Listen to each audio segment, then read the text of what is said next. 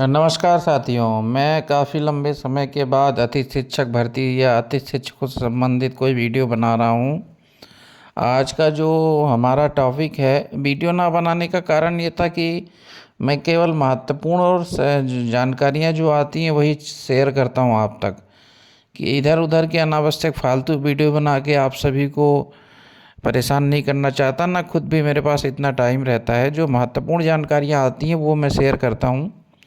अभी पिछले करीब 7 एक दिन से, जब से ये एक राजपत्र आया है अतिथि शिक्षकों के आरक्षण संबंधित, उसके बाद माध्यमिक शिक्षक चयन परीक्षा की भी डेट आई है, तो हम मेरे पास बहुत सारे हमारे अतिथि शिक्षक भाइयों के प्रश्न आ रहे थे। और वो जो प्रश्न हैं कि जिनका तीसरा सत्र पूरा हो गया है, या जिनका तीसरा सत्र चल रहा है, या जिनका चौथा सत्र चल रहा है, उनको आरक्षण का लाभ कैसे मिलेगा। इस संबंध में जो भी वर्तमान स्थिति है उस पे सभी जो है जो कि अभी चयन परीक्षा होने ही वाली है, 20 मार्च 2025 उसकी डेट दी गई है। तो क्या उस परीक्षा में जो 50% अतिथि शिक्षकों को आरक्षण दिया गया है, उसका लाभ अभी जो नवीन अतिथि शिक्षक उनको मिल पाएगा कि नहीं मिल पाएगा, ऐसे तमाम तरह के उनके प्रश्न हैं।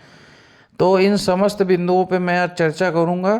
चर्चा शुरू करने से पहले आप सभी से एक ही अनुरोध है कि कृपया एक बार चैनल को सब्सक्राइब जरूर करें, क्योंकि हम निरंतर जो है अपने मध्य प्रदेश में जो भी शिक्षा विभाग या अतिथि शिक्षक भर्ती से संबंधित अपडेट्स आते हैं, केवल महत्वपूर्ण जानकारियां जो आपके काम की रहती हैं उससे संबंधित ही वीडियो बनाते हैं और आप तक शेयर करते हैं। तो आप चैनल सब्सक्राइब करेंगे तो जो भी जानकारियां हैं उसकी सूचना आप तक आसानी से मिल जाएगी, उसका नोटिफिकेशन आपको मिलता रहेगा।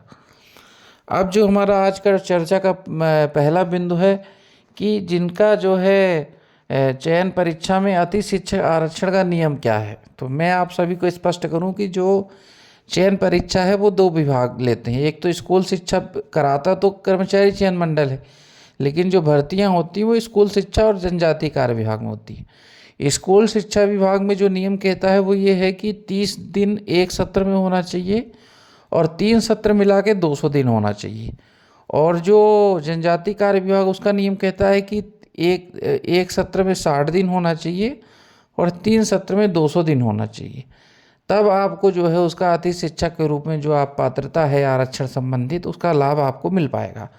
वर्तमान में लाभ क्या है वो मैं आपको बता दूं। तो वर्तमान में लाभ जो कुल पदों का 50% आरक्षण जो है अतिथि शिक्षकों के लिए किए जाने का निर्देश विभाग द्वारा अभी सर्कुलर ऐसा आया है। राजपत्र में जो आया वो मैं आप लोगों ने भी देखा होगा, मैंने भी देखा है। अब इसके बाद जो अगला हमारा जो टॉपिक है कि जिनका तीसरा सत्र चल रहा है उनको लाभ मिलेगा कि नहीं। तो सबसे पहले मैं आपको स्पष्ट कर दूं, आपके हमेशा आजीवन जो है आपको मेरा ये बात याद रहेगी और काम में आएगी कि कोई भी भर्ती परीक्षा हो उसकी फॉर्म भरने की लास्ट डेट में संपूर्ण शैक्षणिक अर्हता या उससे संबंधित वांछनीय अर्हता पूरी होनी चाहिए। उसके बाद आप कोई अर्हता पूरी करते तो मान्य नहीं है, उसके पहले आप पूरी कर लेते तो मान्य है। तो जो आवेदन की लास्ट डेट है उसमें आपकी क्या पोजीशन है, आपका 200 दिन हो गए कि आपका 30 दिन हुआ कि 60 दिन हो, वो आप देख लीजिए। उस हिसाब से आपको जो है संभवतः यही नियम सभी भर्तियों में मान्य रहता है और इसमें भी यही मान्य होगा। इस संबंध में भी रूल बुक नहीं आई है चयन परीक्षा की, रूल बुक आने पे ऑटोमेटिक स्पष्ट हो जाएगा। हालांकि पिछले 10-12 साल से तो मैं यही देख रहा हूँ कि समस्त भर्ती परीक्षा, बड़े से बड़ी भर्ती परीक्षाओं में भी यही नियम रहता है कि आवेदन या तो आवेदन प्रारंभ होने की तिथि से रहता है या आवेदन भरने की अंतिम डेट में आपको संपूर्ण अर्हता होनी चाहिए। अब इसके बाद एक और चीज़ आती कि जिनका चौथा सत्र चल रहा है, अगर उनके पहले और दूसरे और तीसरे सत्र में उनके 200 दिन पूरे हो गए हैं तो उनका जो है निश्चित तौर पर वो एलिजिबल हैं। अगर 200 दिन पूरे नहीं हुए, चौथे सत्र को मिला के 200 दिन हो रहे हैं, तो वो आवेदन फॉर्म भरने की जो है डेट है उससे पहले उनके कितने अपने देख लें कि वो जो निर्धारित दिवस कार्य दिवस है उतने हो रहे कि नहीं। तो ऑटोमेटिक आपको जो स्थिति स्पष्ट हो जाएगी। और आप सभी से निवेदन है, अपने कार्य दिवस और अपने सत्रों की जानकारी कमेंट बॉक्स में कमेंट करके ज़रूर बताएं, क्योंकि इससे हमको अंदाज़ा लगेगा कि वर्तमान में नए अतिथि शिक्षक कितने हैं और पुराने कितने हैं जो हमको सुन रहे हैं, हमसे जुड़े हुए हैं।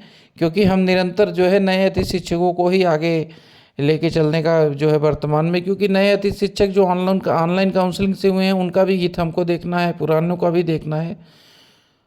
तो यहाँ पे हित देखने से तात्पर्य ये है कि जो भी महत्वपूर्ण अपडेट्स आएंगी वो नए अतिथि शिक्षकों के हिसाब से अलग रहती हैं, पुरानों के हिसाब से अलग रहती हैं। अलग जैसे अभी जो आया 3 सत्र और 200 दिन का, ये नए जो जिनने अभी हाल ही में ज्वाइन किया उनके किसी काम का नहीं है, जो 3 वर्ष काम कर चुके उनके काम का है। तो इस तरह की जो विभागीय निर्देश अलग अलग आते हैं उनके हिसाब से जानकारियाँ मैं अलग अलग बना के डालता रहता हूँ, इसलिए मैंने आप लोगों से ऐसा पूछा।